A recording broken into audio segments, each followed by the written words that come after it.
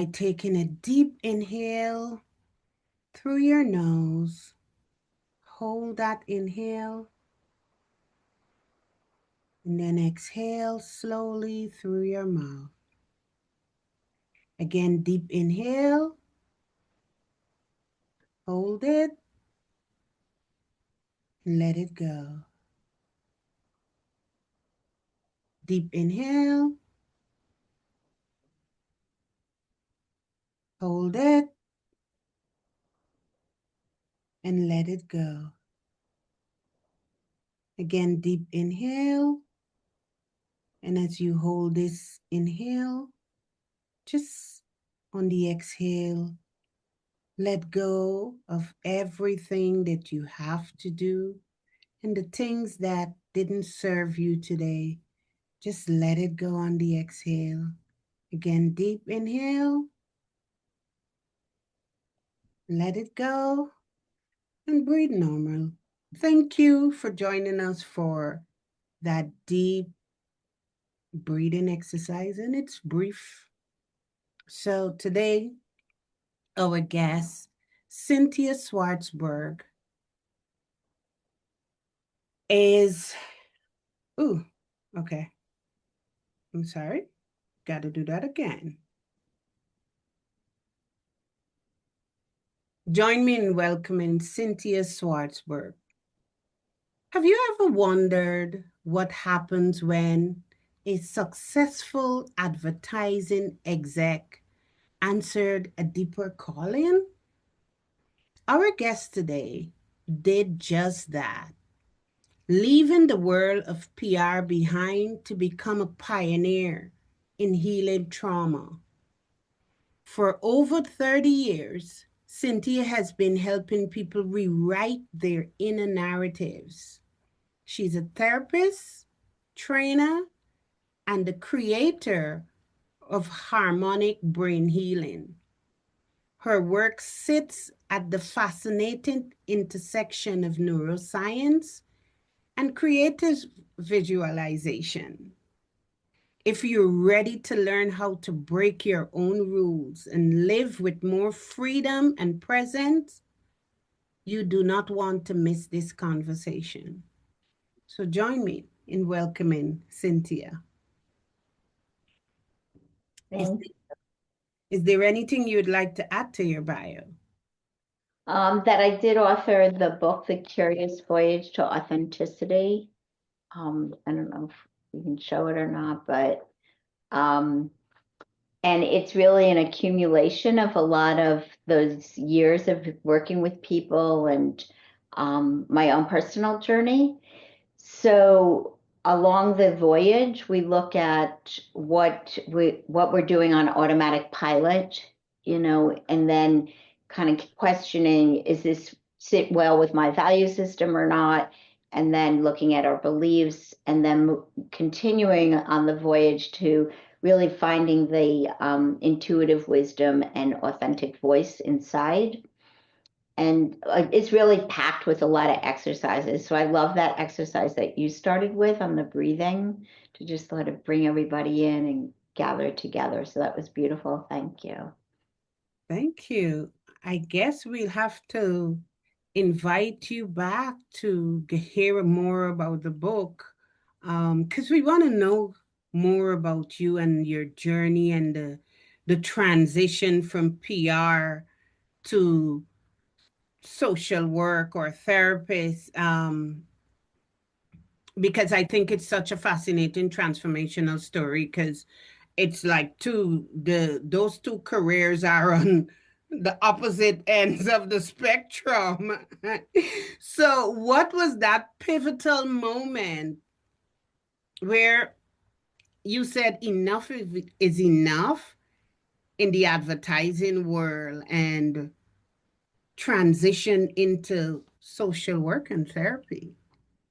Well, as a young person, I kind of planted that seed. So I don't know if other people feel like, you have this hit of like, oh, I want to help people.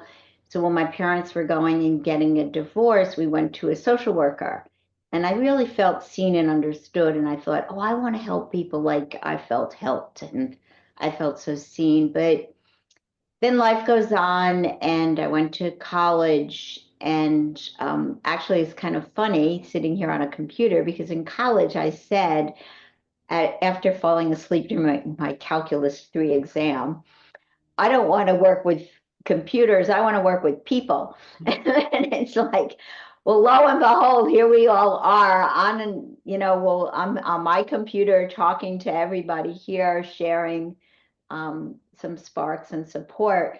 So I didn't know how entwined those two worlds would have become.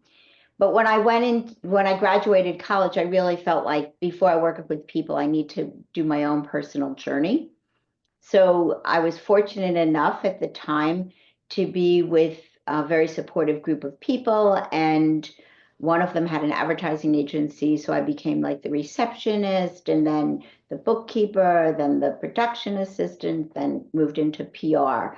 So I left the desire, not really left the desire to work with people, but I left the that, and then I went back to get a master's, and I thought I would get an MBA to stay in the business world. And my accounting teacher said I should go get a different profession. So these little nuggets of not really, even though as a kid I used to love playing school and wanting to be a math teacher, I think my brain was more the other direction. Kind of like what you said, there's such opposite worlds. And when I was leaving, so then when I graduated from social work school, I went back into PR because it was, what's familiar is more comfy. So you do what's familiar. And um, and then when my friend said, you got to get out of this office, because I was doing some freelance work for her, and go do what you were meant to do. And then I could feel my brain, like once I left the business world, how hard it was to like keep practical things attended to, because it was so kind of opposite in my brain and my body, and opposite, but they do entwine, like being able to be here with you and, reaching out and finding one another this way and networking. You describe a long-standing calling to help others find clarity and wholeness. What did that calling feel like before you answered it? Um, Before I answered it, that's a great question. I feel like there was an emptiness and a frustration. And, actually in the book, I say, like, if this was me or you or somebody, and we go out and we try to do what's right in the world. So, if you can see this space between my hands, that's like sometimes our angst or anxiety or frustration, because we've left that calling, we've left our intuitive wisdom, we've left our connection to ourself, and we're living all these other, like in the book I call it like our rule book. We're living all these other standards that don't match to our hearts. And I think that when we're matching our hearts, we're living more with that breath that we like kind of took at the beginning. We're living in our own skin, and we're feeling better about it. If there is a listener listening to us at this moment, and they're saying, I know I have a long-standing calling, but I don't know how to take that step into it, how would you encourage them? I would encourage them to start by staying connected to the calling and not trying to figure it out only in their head, but also in their heart. Because when you follow your heart, you also bump into people and have conversations, and one thing can lead to another. So listening to that heart honoring that part of you. And then you can like begin to maybe read some books in that direction, talk to people who are in that direction, volunteer with something in that direction. But somehow it's like, you know, when you're kneading bread, like you've got the flour, you got the water, you're mixing it up, and then you just have to knead it a little bit. And things start to pop up. Mm. Does that make sense? Yeah. Yeah, very much so. When, as you said, when you're sort of putting the energy out into the field that you want to be dealing with, then the opportunities start to find you. Because, but if you're shutting yourself off from it, those things aren't going to happen. So you have to open up so that your intuition and your networking and things can get in sync and help you get through that path. Yeah, like be in alignment. Can I tell you a funny story about that? Yeah. Okay, so I was studying this book in a book club called E Squared. I forget the exact author, Pamela something, and we had to do exercises exactly about that, like that when you're thinking about something, then you all of a sudden start to see it. So it might have been like, think about yellow cars, and then you start to see yellow cars the day, and then think about, you know, different things, and then you start to attract them. So one day the exercise was to manifest something. So I thought, oh, I want to manifest some flowers. Now this is the little trick about manifesting. You can't plan how the universe is going to bring things to you and show how it's going to show up. However, that day I decided, well, I think maybe so and so is going to bring me flowers because that would be appropriate. So I'm doing like, quote, God's work for God. So, or the universe, or whatever your language is. So then I come home and the gardener across the street set a bag at my front door. It's a beautiful straw bag and it was filled with this costume jewelry. And each piece of jewelry said, one to keep and one to give.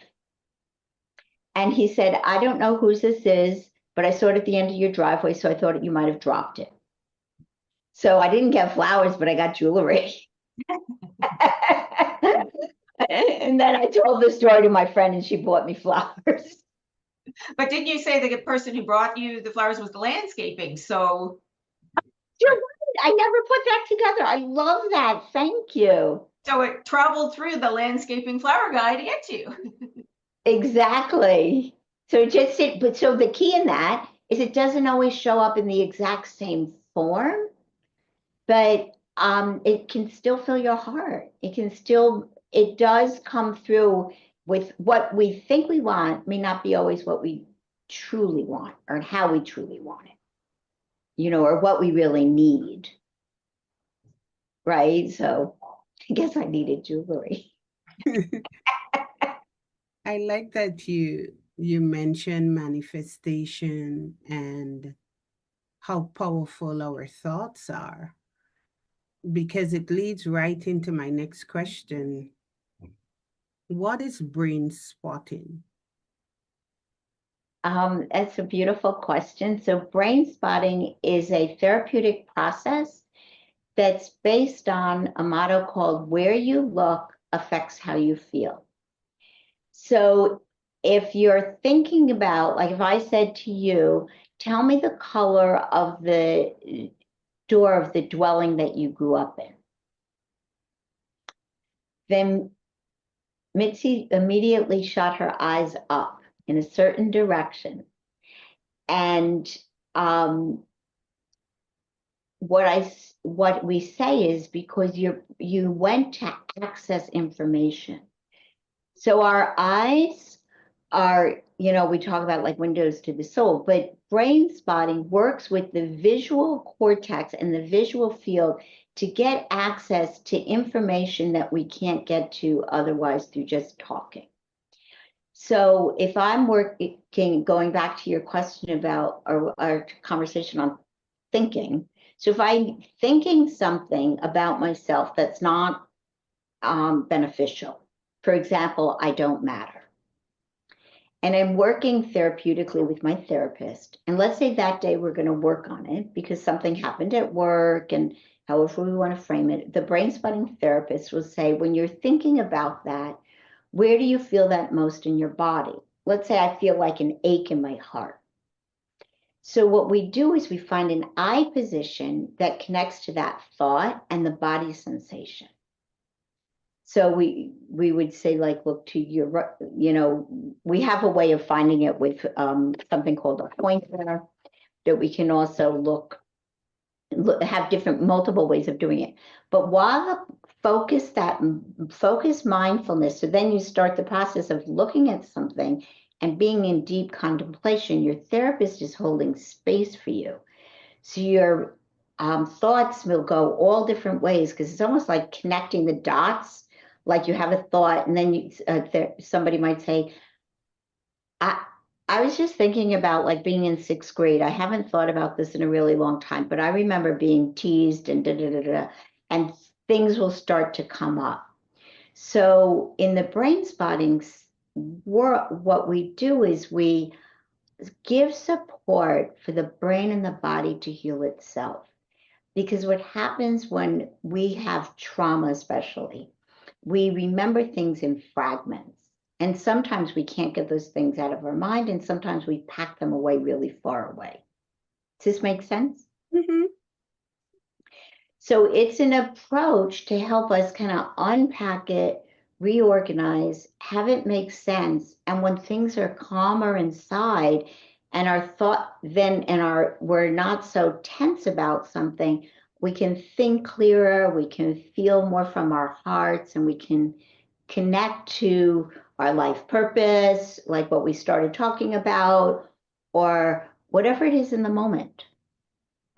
So it's a way of getting, we say, to the subcortical brain, that part of our brain, like if the front of your brain's your thinking brain, and then you've got your emotions and your body sensations.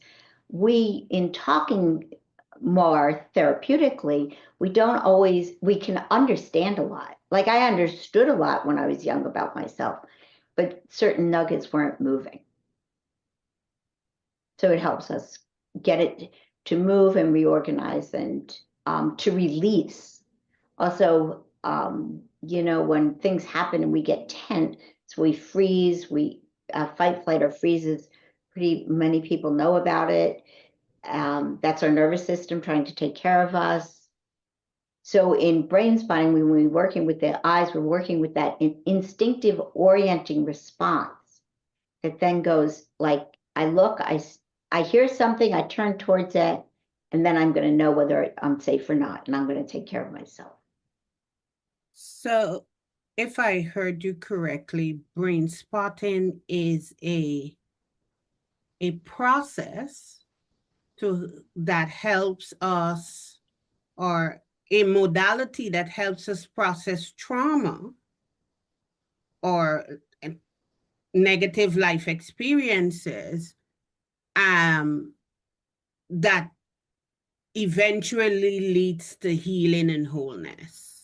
Healing, wholeness, thriving, reconnecting to talents you forgot about, or getting curious with wanting to paint, wanting to sing, wanting to change careers, going back to, like what we started with. Yes, absolutely. Okay.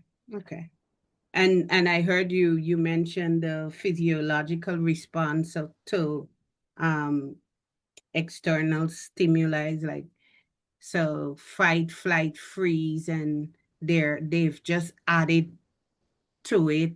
I think fawn is one of them. I don't remember the other one, but yeah. Yeah, there's a list. Yeah. So thank you. I'm sure, like myself, the listeners have never heard of brain spotting. So Right. thank you for Yeah. explaining that. And can I just add to it that some people work on enhancing performance with it. So Dr. David Grant, who started it, also speaks about working with actors and actresses in and out of performance.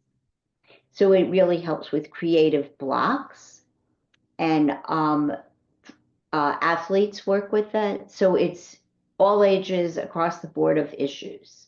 I mean, the key is that, the person that you're working with has some, supportive frame of reference and education, but yeah. So it ties into like I don't remember the specifics of it, but for example, when somebody is remembering something, they tend to look one way. Like somebody is making up a lie, as an example, their eyes tend to go a different way. Like they've done all sorts of studies, Oh, for understanding people. So it's accessing that same kind of thing to access those memories and whatever's blocking you and help break through it.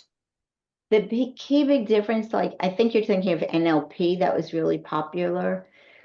But the thing with the brain spotting is it's where your eyes will organically, naturally go. It's so organic that, like just when I asked you that question, you oriented someplace to get access to information. So we're not putting a label to when you look here, it means this, or when you look there, it means that. We're looking at, and every time we work on a similar topic, it's never going to be exactly the same because of the healing process that happens in between. So from one session to the next, we're not going to go back to the same eye spot.